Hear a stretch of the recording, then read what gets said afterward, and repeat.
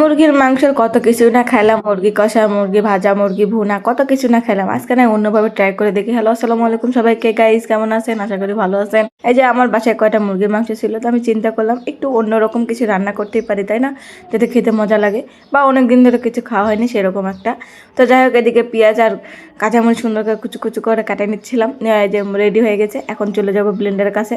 মানে আমার যাওয়ার আগে মনে পড়লো যে একটু আদা দিলে ভালো হতো, সেজন্য একটু আদা দিয়ে দিলাম। মানে আপনারা চাইলে দিতে পারেন, না চাইলে না দিতে পারেন, কোনো সমস্যা নেই। তো যাই হোক, এদিকে ব্লেন্ডারের কাছে চলে আসছি, আইসে এখন দিয়ে দিলাম ব্লেন্ডারের ভিতরে ঢুকাইয়া, দিয়ে গুড় গুড় গুড় গুড় করে সব কিছু একদম বেস্ট করে নিলাম। বেস্ট না, পেস্ট, সরি। তো যাই হোক, এদিকে পেস্ট করা হয়ে গেছিলো, তার মধ্যে এখন ঢালে নিলাম। অলরেডি সব কিছু আমি পেস্ট করানো হয়ে গেছে, চলে আসছে রান্না করে সে চিন্তা করলাম মশলাপাতি দেওয়া লাগবে, তো দিয়ে দিই দেরি না কইরা।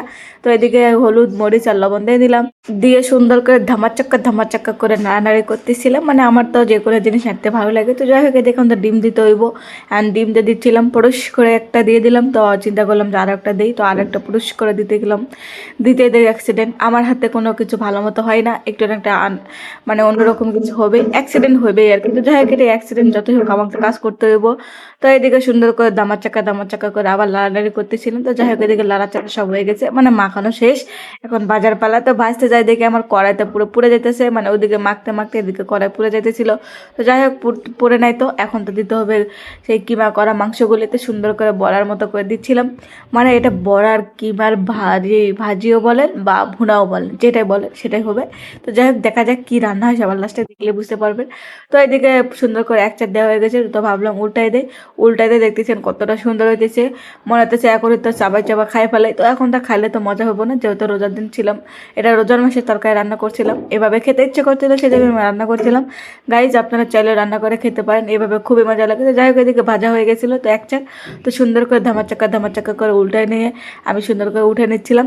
মানে এত সুন্দর করে উঠতেছিল, দেখে বুঝতে পারতেছেন কতটা সুন্দর হচ্ছে, মানে একদম বড়া বড়া, মানে হাতের বড়া যেরকম ময়দা দিয়ে সেরকমই লাগতেছিল। তো যাই হোক, এদিকে দুই চার উঠে গেছে, তো অনেকগুলি হয়ে গেছিলো। তো এদিকে রান্না তো করতে হইব, সেজন্য কড়াই তুলে দিচ্ছি, কড়াইয়ের মধ্যে দিয়ে দিলাম গুঁড়ো গুঁড়ো করে একটু তেল, তার মধ্যে দিয়ে দিলাম গরম মশলা, তার মধ্যে দিয়ে দিলাম পেঁয়াজ আর কাঁচামরিচ কুচি, দিয়ে সুন্দর করে ধামাচাক্কা করে নাড়ানাড়ি করে একটু পানি দিয়ে দিয়েছিলাম। দেওয়ার মধ্যে এখন দিয়ে দিলাম বাটা মশলা, তার মধ্যে একটু দিয়ে দিলাম লবণ, হলুদ আর গুঁড়ামরিচ দিয়ে সুন্দর করে ধামাচাক্কা করে আবার লাড়ালাড়ি করলাম। তো এইদিকে মশলাটা কষানো হয়ে গেছে। তো এই পর্যায়ে যখন বড়াগুলি দিয়ে দিতে হইব, তো দিয়ে দিলাম, সুন্দর করে লাড়াচাড়া করতে হইব, মানে আস্তে ধরে করতে হইব, বেশি জোরে করা যাবে না, যেহেতু বড়া এটা ভেঙে যেতে পারে। তো না যেন ভাঙে সেভাবে রাখতে হইব।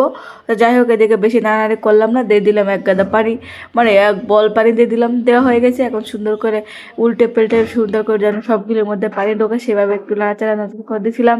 তারপরে যে রান্না প্রায় কমপ্লিট হয়ে গেছে, দেখে বুঝতে পারছেন কতটা সুন্দর হয়েছে। তো একটা আপনাকে দেখা না দেখালে তো হইব না, দেখে বুঝতে পারতেছেন এরকমই থাক।